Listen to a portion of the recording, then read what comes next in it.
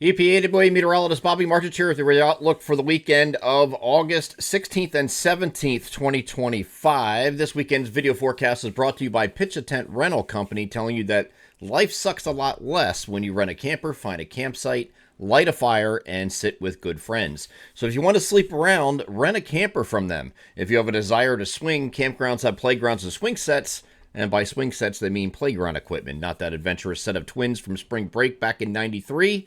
Let's keep it family friendly. Life is short. Experiences matter most. Go camping. Find them on Facebook and on the web at pitchatentrentals.com. Proud sponsors of the weekend video forecast. So this weekend's not going to be too bad. It's going to be a little on the warmer side, warmer than average, and certainly humid. We're going to have temperatures well into the 80s to near 90, maybe lower 90s by the time we get to Sunday as we get a southwesterly flow ahead of an approaching cold front. Today's not too bad, though, 83 to 88. That 83 is going to be closest to the shore points because we still have a little bit of an onshore flow. There's a little weak high pressure up here providing that. It's not much, but it's just enough with a light easterly breeze here that could keep the immediate shore points a little cooler. So 83 is closer to the shore points. The rest of the area is going to be 86, 87, 88. Okay, so it's not going to be too bad of a day today. Just the humidity is going to be a little bit on the higher side. And there could be a little bit of shower activity, pop-up isolated stuff across the northern areas right here up by I-80. Yesterday we had that in south central Pennsylvania. Today it's going to be in northeast Pennsylvania. You can see that here on the NAM high-res future simulated radar, starting us off at 10 a.m. It's got a few spotty showers around Williamsport or up just northeast of there, but this is going to kind of hang around here today. And this isn't going to be much, just an isolated shower or storm that could go over the Poconos here overnight as well. But it's generally those areas that could see a stray or isolated shower. It's really not a big deal. Otherwise, the rest of the region is just partly cloudy after any morning clouds give way to sun. There could be some morning clouds to deal with over at least those areas and points southeast. But we're going to have decreasing clouds throughout the day and looking at partly cloudy skies today and tonight for areas outside of the I-80 corridor. Okay.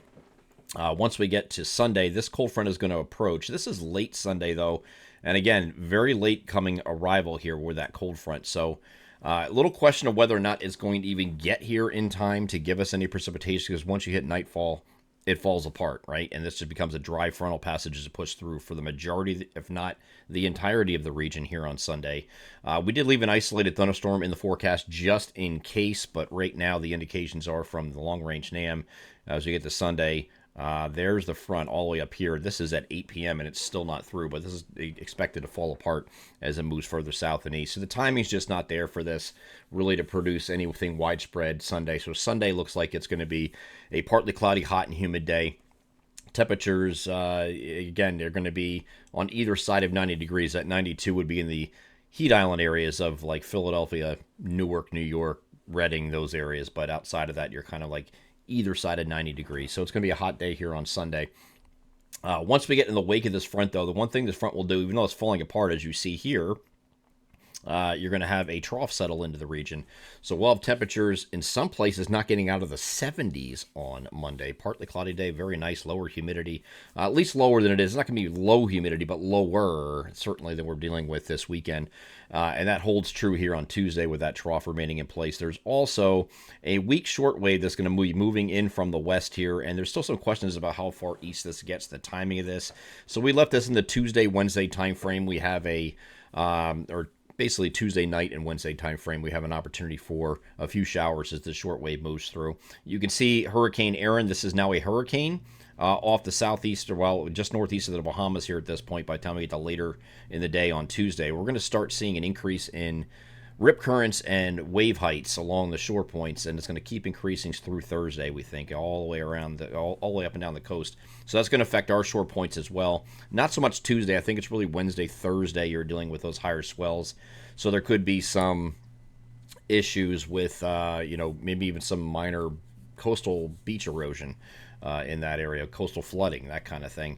I don't think you're dealing with beach erosion, mostly coastal flooding, minor coastal flooding along the inlets here, along the shore points, the usual areas that get inundated with some rising storm surge. But this is going to remain well offshore, we think. This model here is the closest European model, again, the closest to the coast here, but this is not This is still missing the entirety of the East Coast here. So remains well offshore, but even being that close in proximity will increase these wave heights significantly. Dangerous rip currents, high surf and seas, and that kind of thing. Maybe some, again, minor coastal flooding in the inlets here. In that Wednesday, Thursday timeframe, most notably.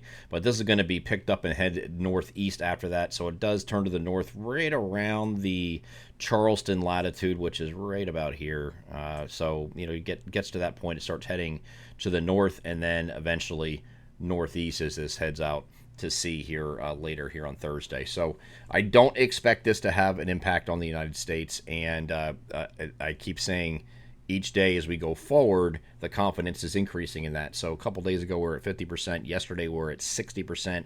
I am now 70% confident. One of those reasons we can say that is the ensembles really haven't wavered. They're still in this cone here of we've talked about a cone of uncertainty. That's where the vast majority of the ensemble members, the individual members, these are 51 total members, 50 ensemble members, and one control run, and the vast majority of them are within that cone there. There's one little rogue one going out here a little bit closer to the North Carolina coastline, but that too doesn't affect us directly here in our area.